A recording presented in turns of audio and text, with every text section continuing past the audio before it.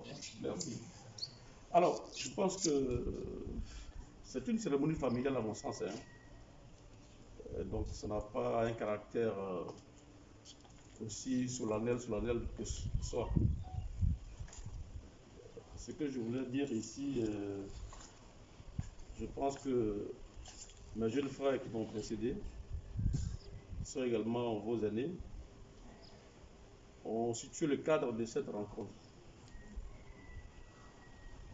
Mais vous convenez avec moi que quand je venais ici, je ne suis pas entré seul. Je suis venu avec, peut-être certains le connaissent, certains ne le connaissent pas, hein, mon frère et compagnon, j'allais dire de longue date, c'est mon frère, voilà, tout simplement. Jané Olo, ceux qui ne le connaissent pas. Donc, il est là, ensuite, un autre frère aussi qui est un compagnon, hein, de longue date, Yen Karim, et celui qui est arrivé au dernier moment, Docteur Manzan, pour ceux qui ne le connaissent pas, il est médecin. Donc, je suis devant vous cet après-midi. J'avoue que j'avais demandé à ne même pas prendre la parole. Que je m'étais dit que c'était bien que vous le fassiez entre vous, mais juste pour vous dire que je suis particulièrement heureux, non seulement de vous voir, mais au moins de mettre un nom sur un visage. Parce que j'en suis vraiment content. Vous voyez, Christ l'a dit, et Jean aussi l'a si bien dit, le monde traverse une crise. J'aurais dit sans précédent. Même les grandes puissances même sont incapables de faire face à cette crise. À plus forte raison, nos États qui n'ont pas l'envergure des grandes puissances. Vous convenez avec moi que les États-Unis, qui sont la première puissance mondiale même, ont du mal à faire face à cette crise.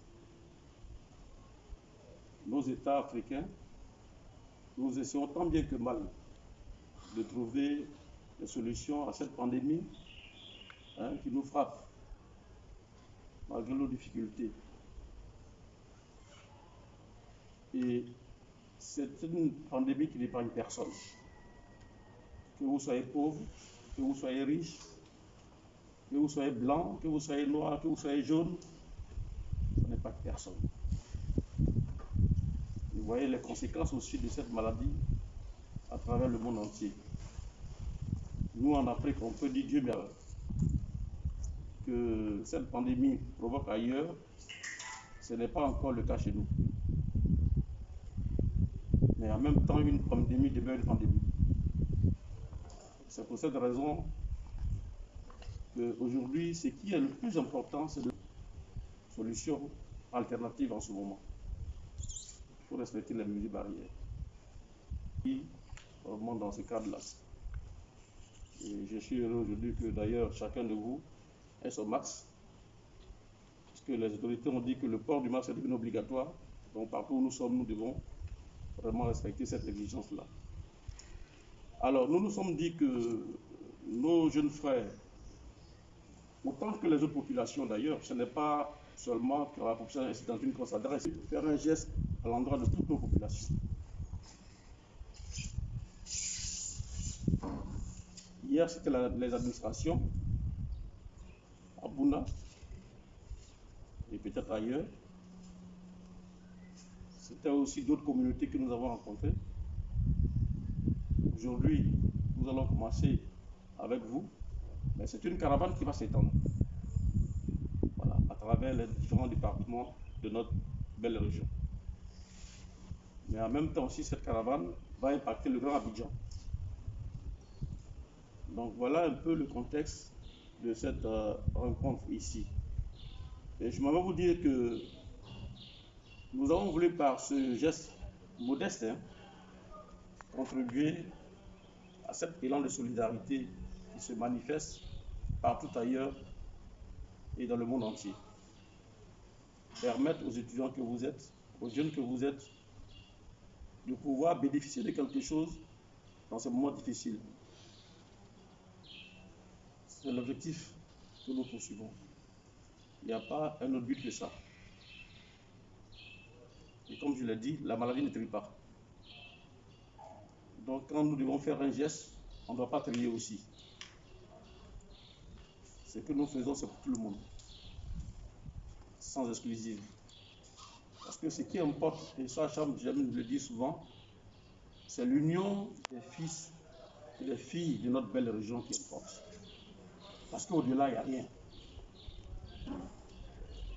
Ma personne ne vaut rien face à ce qui représente notre région. C'est ça le plus important. Que nous nous tenions la main les uns les autres et que nous puissions aller ensemble vers le développement intégré, vers le développement inclusif de notre belle région qu'est le Boukari. C'est ça le plus important. Et chacun de nous peut apporter sa pierre à la construction de cet édifice. C'est un peu cela, le geste que nous faisons cet après-midi à travers ces quelques dons constitués de vivres et de non-vivres que nous avons décidé de mettre à votre disposition pour que quelque part vous puissiez prendre cela en ce moment difficile, partager entre vous. Ce n'est peut-être pas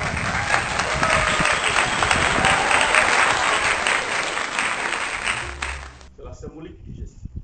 C'est ça le plus important. Donc voilà ce que je voudrais ajouter à ce que mes prédécesseurs ont dit et souhaiter que chacun, en vous disant merci, merci infiniment, que Dieu nous garde, que Dieu nous bénisse, que Dieu garde la Côte d'Ivoire et surtout que Dieu garde le Boukani, ses filles et ses filles dans la paix, dans la cohésion sociale, dans l'entente, pour que enfin cette belle région, malheureusement qui regorge beaucoup de potentialités, mais qui est la plus pauvre de Côte d'Ivoire, puisse connaître vraiment un développement harmonieux et inclusif. Je vous remercie et puis bien à tous.